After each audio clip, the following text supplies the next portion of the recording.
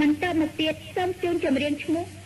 យើងខ្ញុំយុវជនយុវនារីបដិញ្ញាដើរតាមអង្គការបដិវត្តកម្ពុជារៀងរហូត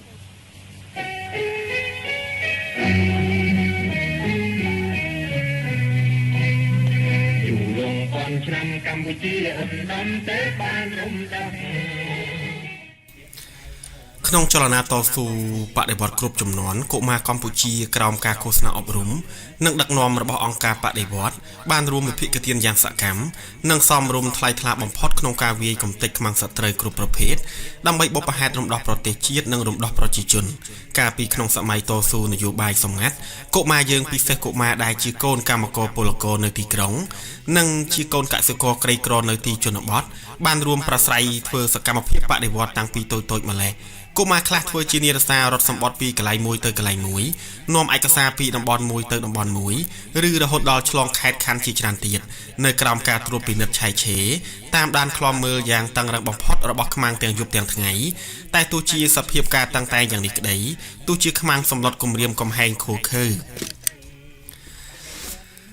ហ្វាស៊ីយ៉ាងណាក្តីទោះខ្មាំងមានឧបាយកលបង្កប់តាមដានគ្រប់ចំនួនយ៉ាងណាក្តីក៏កុមារយើងចេះប្រើប្រាជ្ញាឆ្លៀសវៃប៉ិនប្រសពកិច្ចចុះកិច្ចឡើងបង្វិលតែជុំវិញខ្មាំងសម្រេចកិច្ចការ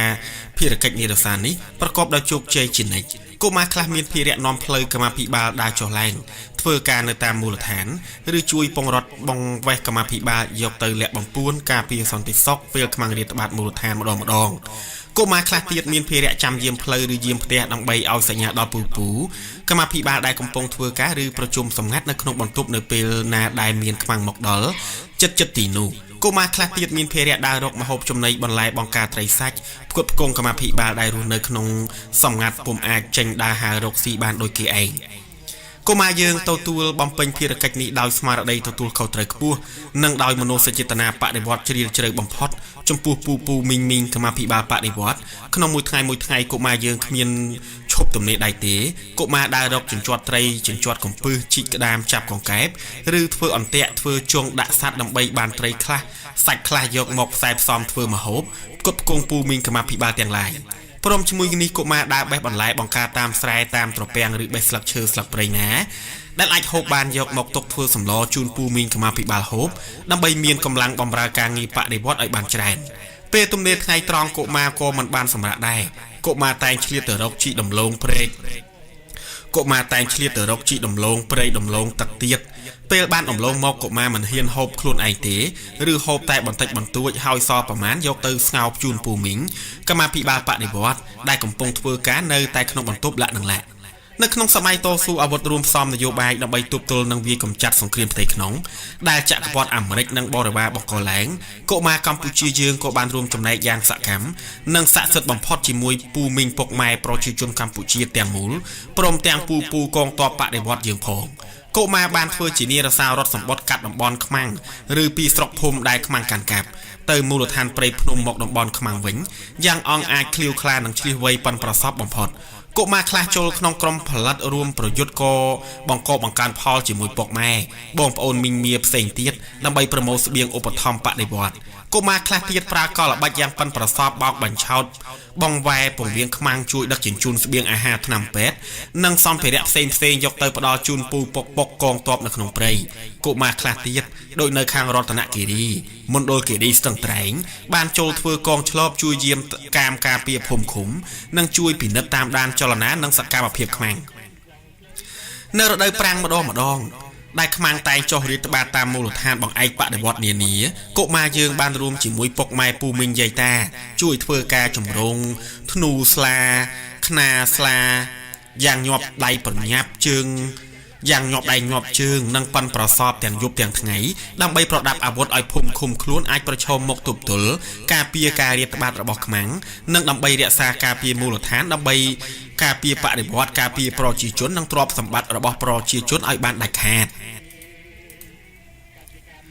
ក្រៅពីសកម្មភាពខាងលើនេះកុមារនៅបានរួមចំណែកក្នុងសកម្មភាពវប្បធម៌សិល្បៈសង្គមគិច្ចនិងសុខាភិបាលនៅតាមមូលដ្ឋានបង្អែកបដិវត្តនានាទៀតផង សរុបមកក្នុងសម័យតស៊ូអាវុធរួមផ្សំនយោបាយកន្លងមកទៅនេះកុមារកម្ពុជាពិសេសកុមារដែលជាកូនចៅកម្មករពលករនិងកសិករក្រីក្របានបង្ហាញនៅវីរភាពបដិវត្តយ៉ាងខ្ពង់ខ្ពស់បំផុតបញ្ចេញនៅស្មារតីអង់អាចក្លាហានស្មារតីឆ្លៀសវៃប៉ិនប្រសពនិងស្នាដៃប៉ិនប្រសពគ្រប់បែបយ៉ាងរស់រវើកដើម្បីសម្រេចភារកិច្ចបដិវត្តដែលអង្គការប្រគល់ឲ្យប្រកបដោយជោគជ័យជានិច្ចក្នុងការសម្រេចភារកិច្ចបដិវត្តដ៏មានគ្រោះថ្នាក់ខាងលើនេះកុមារយើងបានពុះពៀគ្រប់ឧបសគ្គឆ្លងកាត់ការលំបាកវេទនាអត់ឃ្លានឈឺថ្កាត់គ្មានថ្នាំសង្កូវ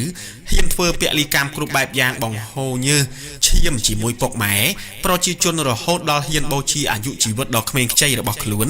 យ៉ាងអង់អាចក្លាហានដើម្បីបុព្វហេតុបដិវត្តគឺរំដោះប្រទេសជាតិនិងរំដោះប្រជាជនកម្ពុជាកាលពីសម័យសង្គ្រាមផ្ទៃក្នុងកុមារយើងមួយចំនួនត្រូវបានខ្មាំងចាប់យកទៅឃុំឃាំងដាក់គុកដាក់ច្រវាក់ធ្វើទរណកម្មលើរូបរាងកាយយ៉ាងខូលខើព្រៃផ្សៃបំផុតរហូតដល់កុមារខ្លះត្រូវពលីនៅក្នុងគុកឬក្នុងកន្លែងឃុំឃាំងកុមារខ្លះត្រូវពិការអស់មួយជីវិតកុមារខ្លះទៀតមានសុខភាពខ្សោយរហូតពុំអាចធ្វើការងារបានដោយគេឯងឡើយពេលចេញពីគុកមកវិញកុមារខ្លះទៀតត្រូវខ្មាំងចាប់វះពោះកាត់ក្បាលកាត់ដៃកាត់ជើងខ្វេះគ្រាប់ភ្នែកចាក់សម្លាប់និងចំពោះទង់ដើម្បីធ្វើការគៀបសង្កត់លើឪពុកម្ដាយចម្រិតសួរចម្លើយយ៉ាងព្រៃផ្សៃហ្វាស៊ីបំផុត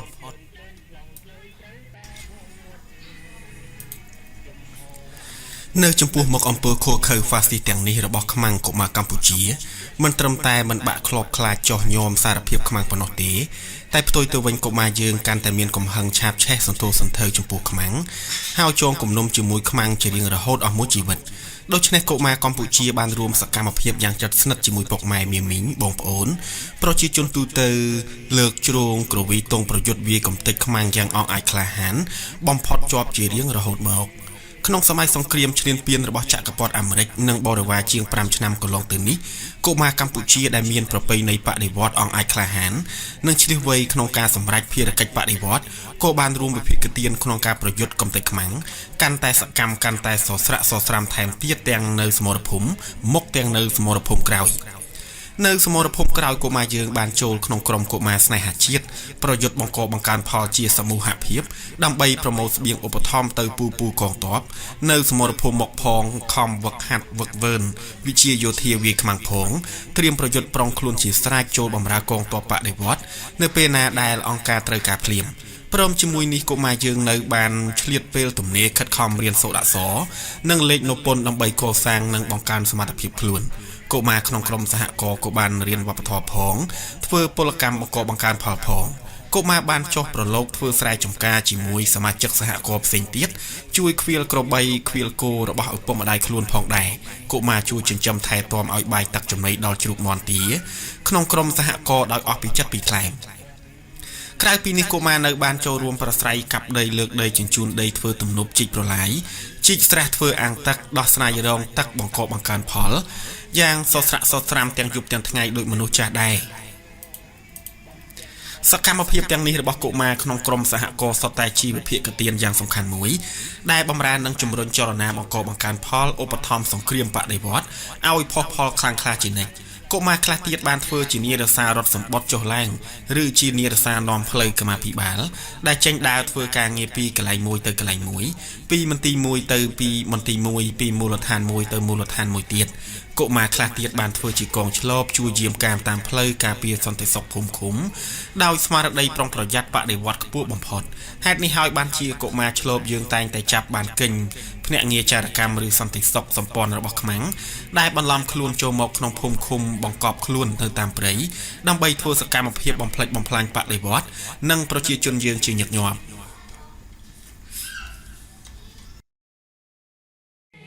ជាខ្មៅងងឹតតែពីតាប្រឹកប្រជាត្រីត្រង់រំដាប់ថាពោហើយមានអង្គការបដិវត្តកម្ពុជាបញ្ជុំហោសត្វនន់យើងខ្ញុំ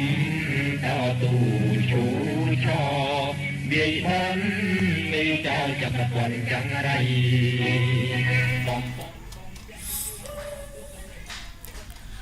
នៅសមរភូមិមុខកុមារយើងបានចូលក្នុងជួរកងទ័ពរួមប្រយុទ្ធវាយកំទេចខ្មាំងជាមួយពូបងឯទៀតយ៉ាងអង់អាចក្លាហានបំផុត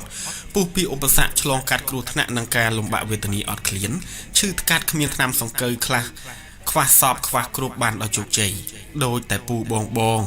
ដោយតែពូបងកងទ័ពឯទៀតដែរកុមារនីរសាបានរត់សម្បត្តិនាំបញ្ជាពីក្រោយទៅមុខពីបញ្ជាការដ្ឋានទៅខ្សែប្រយុទ្ធជួរមុខបំផុតដោយរត់ផងលូនផងក្រាបផងឆ្លងកាត់សមរភូមិក្រោមក្របរំសេវនិងគ្រោះថ្នាក់ច្រើនឥតកណនាកុមារដឹកជញ្ជូនដែលពុំទាន់មានកម្លាំងកាយគ្រប់គ្រាន់ដើម្បីដឹកជញ្ជូនសម្ភារៈធ្ងន់ក៏បានបរទេះគោរទេះក្របីធាក់កង់អូសរមាក់បើកឡានបើកកាណូតជាវទូកក្រោមក្របរំសេវប្រសាចបីដោយក្របភ្លៀងឆ្លងកាត់គ្រោះថ្នាក់ច្រើនរាប់មិនអស់ដើម្បីដឹកជញ្ជូនស្បៀងអាហារបាយទឹកក្របរំសេវនិងសម្ភារៈជាចាំបាច់ផ្សេងទៀតទៅផ្ដល់ជូនកងទ័ពនៅសមរភូមិមុខបានយ៉ាងទៀងទាត់ពុំដែលអខានឡើយទោះបីជាខ្មាំងបាញ់រះទម្លាក់ក្របបែកឬបាញ់ផ្លោងបាញ់ផ្ដក់បាញ់ផ្ទួ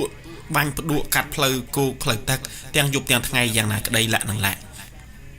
ទាំងអស់នេះសុទ្ធសឹងជាសកម្មភាពប្រកបដោយវីរភាពបដិវត្តខ្ពង់ខ្ពស់បំផុតរបស់កុមារយើងនៅក្នុងសម័យធ្វើសង្គ្រាមបដិវត្តប្រឆាំងនិងវាកំទេចនៅសង្គ្រាមឈ្លានពានរបស់ពួកចក្រពត្តិអាមេរិកនិងបរិវារឥឡូវមាតុភូមិកម្ពុជាជាទីស្នេហាត្រូវបានរំដោះទាំងស្រុងនិងជាស្ថាពរហើយសន្តិភាពក៏ត្រូវបានកើតមានឡើងវិញនៅលើទឹកដីកម្ពុជាយើងកុមារបដិវត្តយើងដែលទើបចេញផុតពីភ្នក់ភ្លើងសង្គ្រាមក៏បានរួមចំណែកយ៉ាងសកម្មមានញឹកជាមួយពុកម៉ែប្រជាជនទូទាំងប្រទេសព្រមទាំងពូកងទ័ពគ្រប់អង្គភាពក្នុងកិច្ចការប្រទេសនិងការកសាងកម្ពុជាថ្មីឲ្យខ្លាំងក្លាសម្បូរសប្បាយផ្គុំផ្កាំងរុងរឿងយ៉ាងសស័កសស្រាំទាំងយប់ទាំងថ្ងៃដោយគោលជំហរឯករាជ្យម្ចាស់ការខ្លួនឧបត្ថម្ភខ្លួនយ៉ាងរឹងប៉ឹងជាបន្តទៀតនៅតាមគ្រប់មូលដ្ឋានគ្រប់កសិដ្ឋាននិងគ្រប់ការដ្ឋានគេឃើញកុមារទាំងក្រុមចុះប្រឡូករួមធ្វើគ្រប់ភារកិច្ចជាមួយនឹងមនុស្សវ័យចាស់យ៉ាងសកម្មប្រយុទ្ធមមាញឹកជារៀងរាល់ថ្ងៃនៅជនបទស្រែចម្ការកុមារជួយកាប់រៀនដីថ្មីកុមារហាត់រៀនភ្ជួររស់កុមារខ្លះជួយដកស្ទូងកុមារខ្លះជួយរែកឬដឹកសំណាបនិងកុមារខ្លះទៀតខ្វៀលគោក្របីក្រៅពីនោះទៀតកុមារយើងនៅបានរួមប្រស្រ័យយ៉ាងសកម្មក្នុងចលនាលើកទំនប់ជីកប្រឡាយ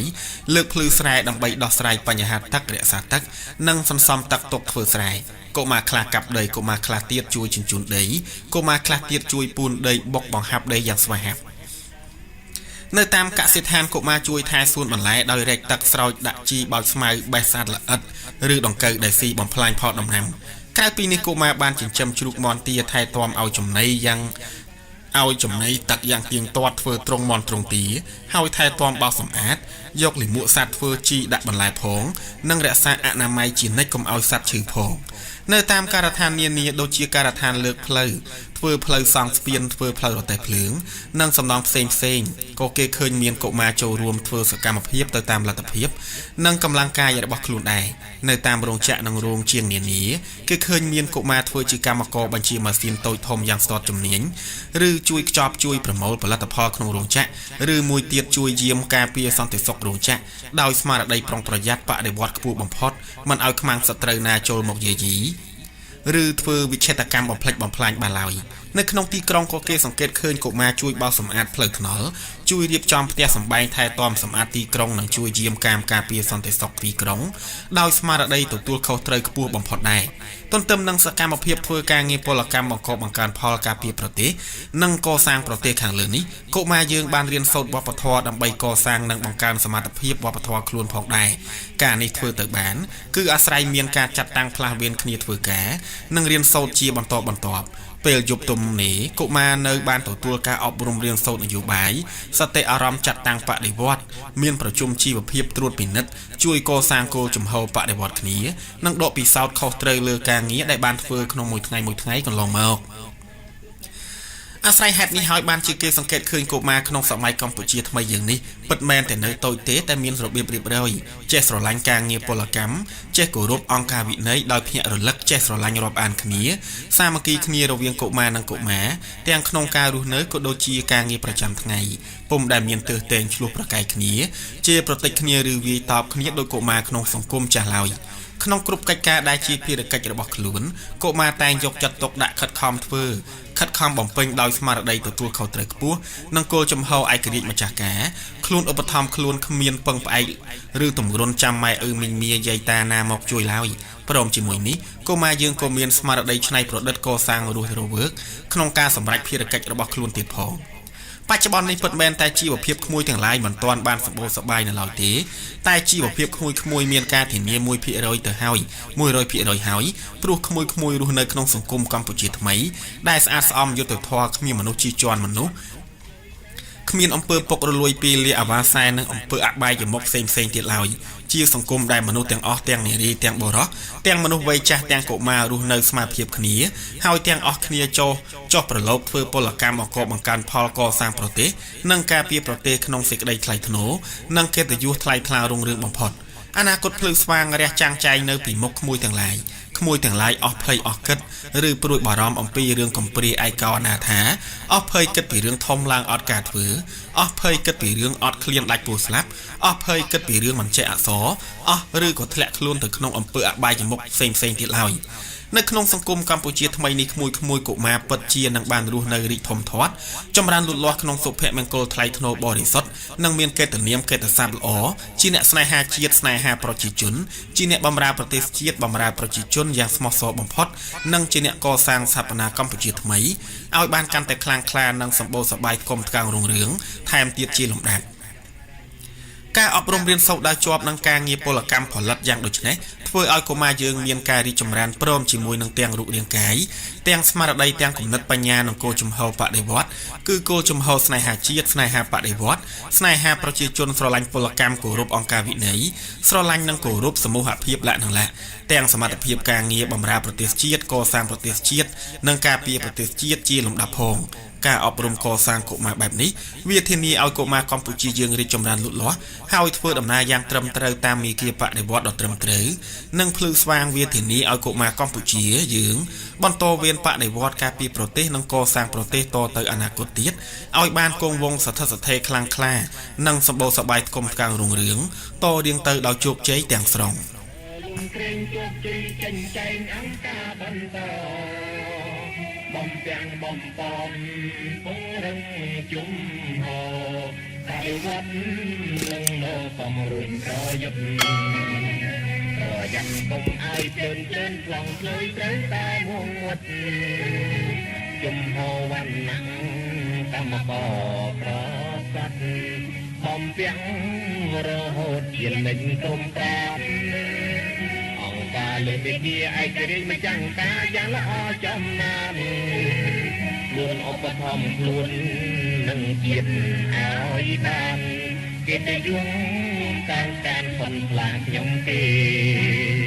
មេគាសេដ្ឋកិច្ចក៏សាងសម្រេចឲ្យបានច្រើនទ្វេកសិកម្មមូលដ្ឋាន